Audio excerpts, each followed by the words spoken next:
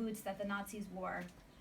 And they wore similar boots that would go up to the knee, and they made that same click-clack sound.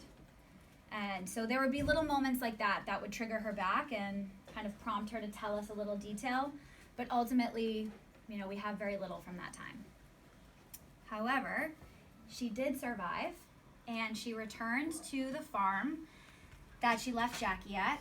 And what happened to a lot of the children who were left on the farms is that the families they were left with wanted to keep them because they assumed that the parents wouldn't be back for them. So they grew attached. They started to take care of them as their own. But because Jackie had such significant special needs, we think in my family that, a big part of the reason that my grandmother was able to take her back was because she had such significant special needs. So in a weird way, that's kind of looked at as a blessing in my family. So they were able to be reunited, and the photos resume in 1948. And this is where my grandmother starts to rebuild. So she found love again.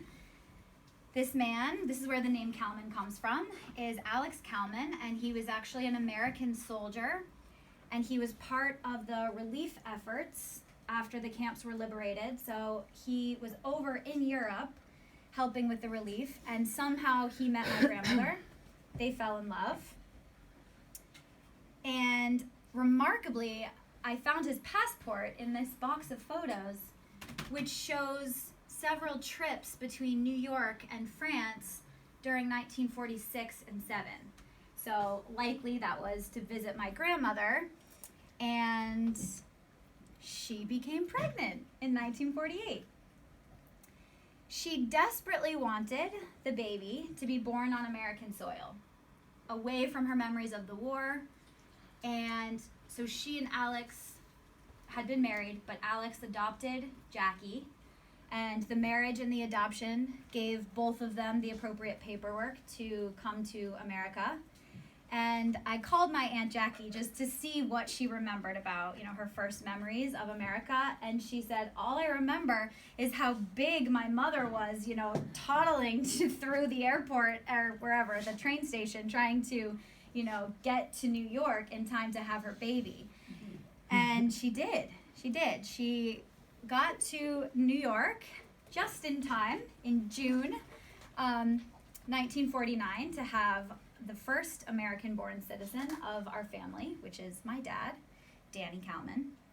And in a lot of ways, his birth symbolized a rebirth for my family and a fresh beginning. And it was really important to my grandmother that happened on fresh soil. And it did. So once they were in New York, they did their best to begin a new life. This is my grandmother with Jackie and my little dad in Queens, New York. Elizabeth's two sisters, Rose and Muncie, had been in hiding themselves on a farm in Hungary, and they also immigrated to America. However, during the roundups, their brother and their parents were killed, which left the three of them. This is Jackie. She attended trade school for young adults with special needs, and she fell in love with her now husband, who's named Billy, and they've been married for 52 years. They still live in Queens, New York. They get their lasagna every Sunday at the local diner, and I think they definitely got their happy ending. So I grew up with her as my Aunt Jackie, so you're welcome for these embarrassing photos of me. And that's my grandmother and my brother with our Aunt Jackie. So she got to have a relatively normal adult life given her challenges. And my grandmother's second baby, Danny, married and had a family of his own, which is my family, so that's us. That picture's a little less embarrassing because I was, properly groomed for the photo. And the three sisters all survived and lived long, happy, healthy lives.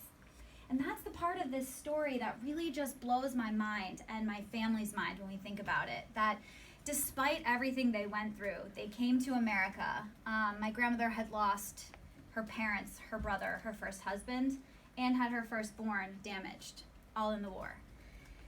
And somehow, despite unimaginable loss and pain and struggle, they started over. I feel like it's important to mention that they didn't just get to America and easily start a new life. They had significant challenges here as well.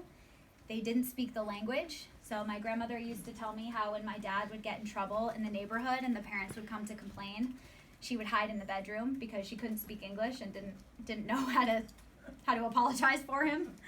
They had a lot of trouble making a living. My grandfather and their husbands had chicken stands and sold watches and did everything to survive here in this foreign land.